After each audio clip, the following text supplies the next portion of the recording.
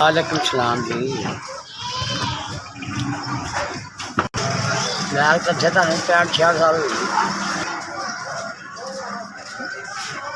घर दी मेरी जिंदा है, मेरी जिंदा मुंडे को नहीं ऐसे करते मेरे नाल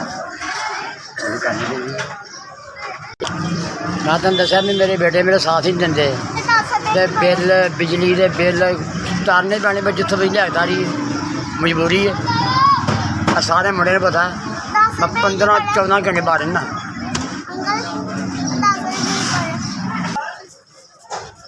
मैं भाई अपनी बेटियां वास्ते मजदूरी करना वा, अपनी मेरी बीवी भी करना, इसे मैं मजदूरी करनी मोड़ करना ना करा मेरे घर का काम ही नहीं चलता पाया, मजबूरी जो भी करना पाया मैं हूँ की करा।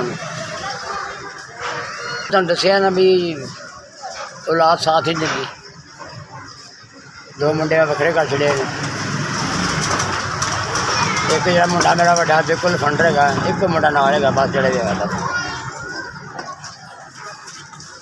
जिंदगी दे तंदुरुस्ती दो जिन्हें मैं बैग कराया,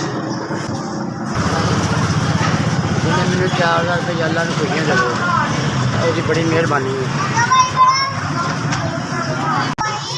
अल्लाह ने खुशियाँ दे जिन्हें मैंने 4000 रुपये भेजे, अल्लाह ने तंदुरुस्ती दे, उन्होंने बड़ी बड़ी मेहरबानी भाई। SBH अल्लाह का भला करे।